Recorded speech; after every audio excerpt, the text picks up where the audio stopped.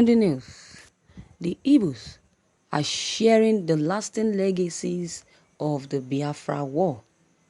The Nigerian Civil War, also known as Biafra War, began in the year 1967 and ended in the year 1970.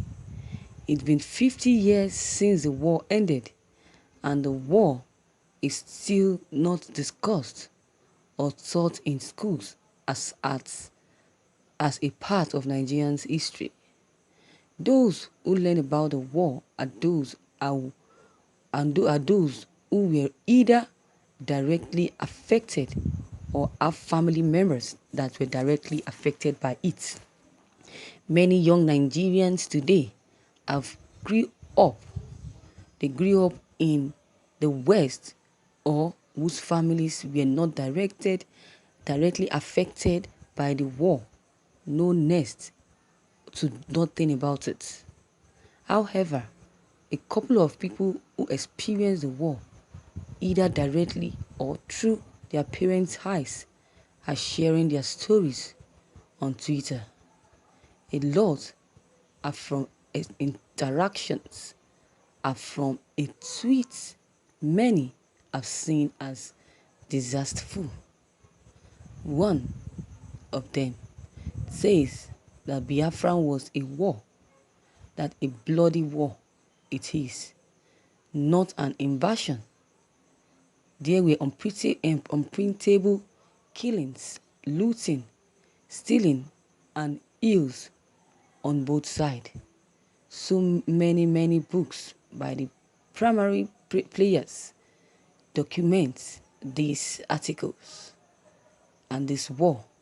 Stop talking about Biafra only from the victim perspective as though it was an invasion. Many people from all tribes saw his tweet as distasteful and asked him not to speak on the matter if he did not understand what really happened during the war. And the Igbos, who had stories, decided to use that as an opportunity to educate anyone who might have similar opinion. Here is what they have to say about the Biafran War.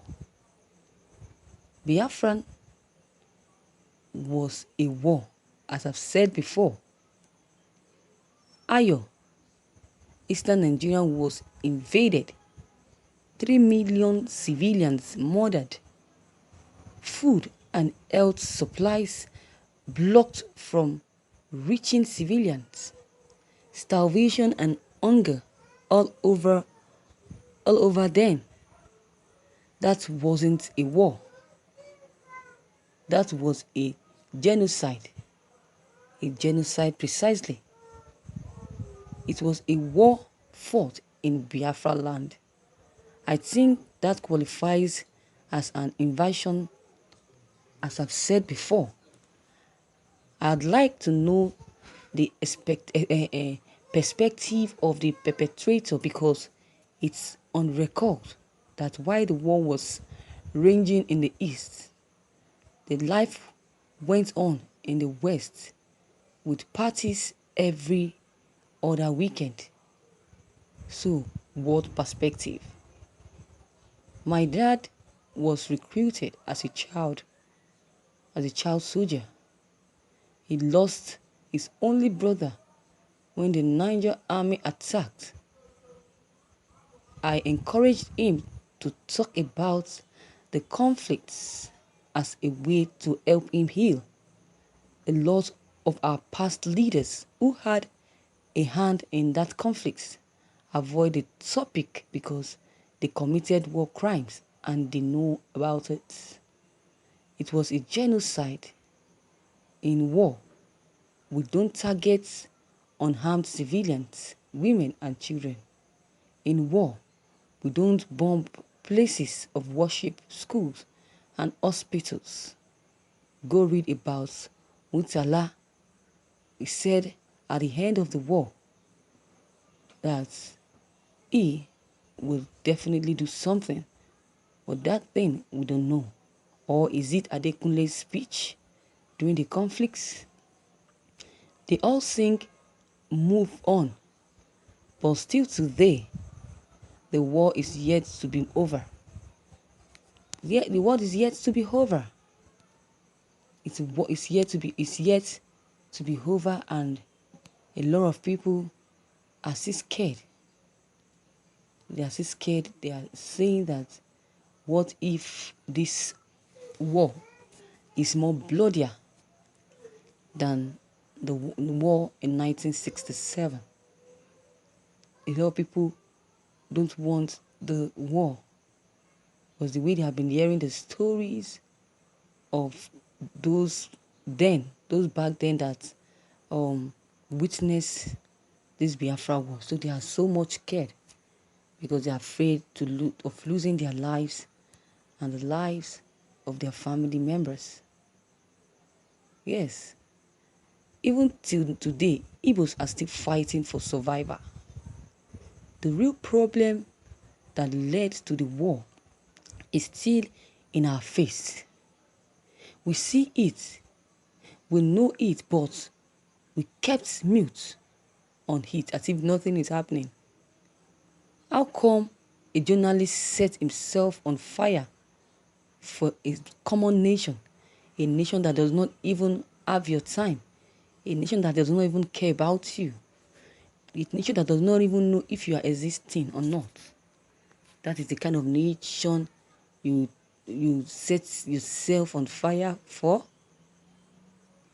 Fine, despite that, we all want peace in this country. I want peace in this country, but it can only come when truth is told. It can only come when these people comes out and tell the world the truth about them.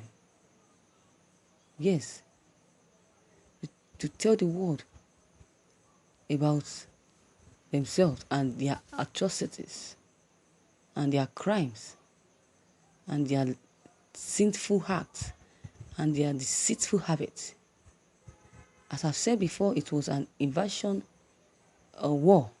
Biafra was placed for people of eastern Nigeria who were pursued, persecuted, massacred in all parts of Nigeria except the east. Biafra was meant to be the end to our plight, but FMG still came to the east and continued the genocide. When they returned to Lagos in the middle of the war from Asaba, my grandmothers returned to their own pad. Neighbors told on them. They hid my grandpa, and my grandmother spoke and challenged them. She spoke and challenged them. And my grandmother is a kind of person that hates oppression. She hates to be oppressed. She hates to be oppressed. But they could not do anything.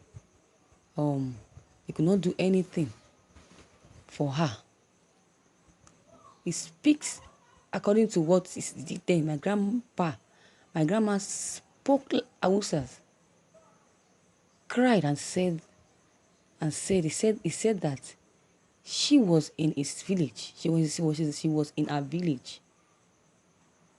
Or of all that every of our loved ones are all dead. Every of our loved ones are all dead.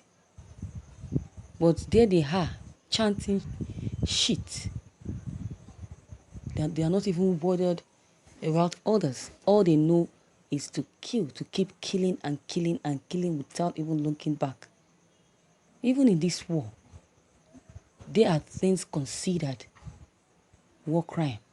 Yes, you are aware that war crimes are committed against us because we rightfully call ourselves the victims, not the losing side. That is it, not the losing side. So viewers, what is your take on this news? This is all about I have to say concerning this news. Your own comment is also needed. Don't hesitate to drop them below the comment box. Click on the subscription button as well as the bell button to receive updates whenever I publish new videos. Thank you.